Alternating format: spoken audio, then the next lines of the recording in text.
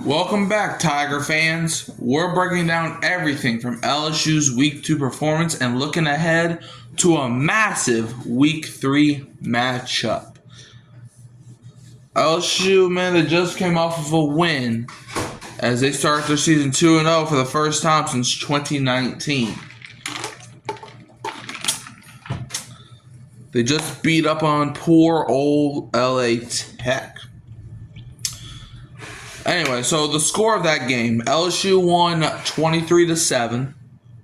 Some key plays in the game, I feel like, was Garrett Nussmeier's touchdown pass to, I want to say it was to Brown. It could have been to somebody else, but there was a touchdown pass, in the second half that extended the lead up from 10-0 to 17-0, which really kind of ended the game there. I feel like the defense got a few stops where they needed to in order for us to win the game. And a couple standout players, I think you got to give it to Brown. Look, he's been having a good season so far. Him, the backup running back did well. Durham kind of struggled on Saturday. LSU, man.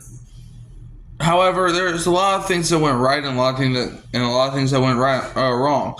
I think some stuff that went right for LSU on Saturday, their defense, man. Look, the last few years, the conversation has always been, okay, the defense is terrible, but we're just getting by. This year, it's really been the offense is mid, but the defense keeps getting by. So, I don't know what Blake Baker did to our defense, but I'm glad he's here, man. I think our defense, our defense went 5 straight quarters without allowing any points before LA Tech scored a garbage time touchdown in the fourth quarter, which could have made it 6 straight quarters, but yeah.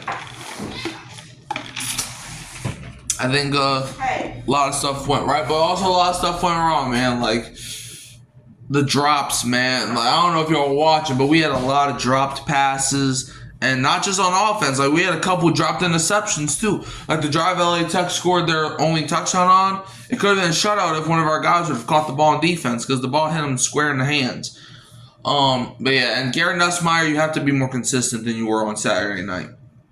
You can't be throwing interceptions the first play of the game. You can't be doing that. Okay, Nussmeier, you got to be more consistent. This is your team now, man. This is your team. You got to take it. You got to want it. But, yeah. Let's give a player spotlight. Player we will be spotlighting, however, will be Garrett Nussmeier. Because even though Nussmeier is inconsistent, you know what Nussmeier is, though? He's putting us in winning positions. He's putting us in positions to take the game, okay? Without Nussmeier, and look, I was harsh on Nussmeier last season, but without Nussmeier, I ain't gonna lie, we would not be 2-0. So, if you put Lenore Sellers on our team, we're not 2-0. If you put Ty Simpson on our team, we're not 2-0. If you put DJ Lagway on our team, we're not 2-0. So with Nussmeier, if you put Cade Klubnik on our team, we're not 2-0. So Nussmeier's been having, pretty solid season.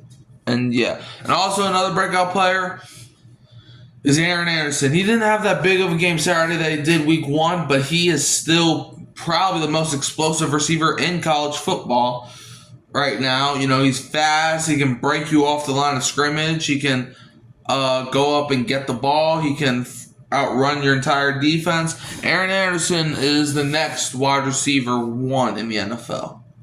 He's going to be the next one. So yeah, Aaron Anderson, he's definitely a breakout player. And also, stock rising segment, I feel like is Baron Brown, who I mentioned earlier. But now, hold up. Whatever. Let's do an SEC check-in, man. So LSU's currently 2-0. They have not played an SEC game yet. Neither is Georgia. Bama, I don't think, played an SEC game yet. Ole Miss, they played Kentucky where they struggled. I'm trying to think of SEC teams now. The internet's currently out, so I gotta try to think off the top of my head. Florida, who are playing this week, Like, I think LSU has a real shot to take it, man. I ain't gonna lie. And like I said, Bama and Ole Miss, those two, I'm not really worried about them this season. I think LSU could beat both of those teams right now if they were to play. If they were to play today, I'm putting my money on LSU. That's just it is what it is, man. Now let's get into the Week 3 preview, where LSU is playing against Florida Gators.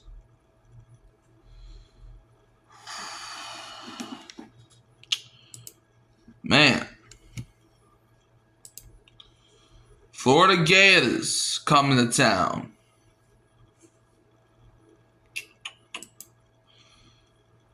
Like, I think LSU has a really good chance to beat Florida. Because, I feel like, I don't know Florida's stats off the top of my head, but they're not great. Like, they blew out Long Island 55 to nothing. But then they go ahead and lose to USF 18 to 16. So Florida's 1-1. And like I said, they have not played an SEC game yet. However, in order to win this game, you gotta stop DJ Lagway, man. He's a mobile QB, I'm pretty sure. DJ Lagway, you gotta stop him. He's your number one threat. He's the quarterback. If you shut down, look, we just saw this past Saturday. You shut Lagway down, you get the win. Because USF, are they the most talented team? No. But they beat Florida because they were able to shut down Lagway. They didn't score that many points, but they shut down DJ Lagway. If you do that, you can win. All right.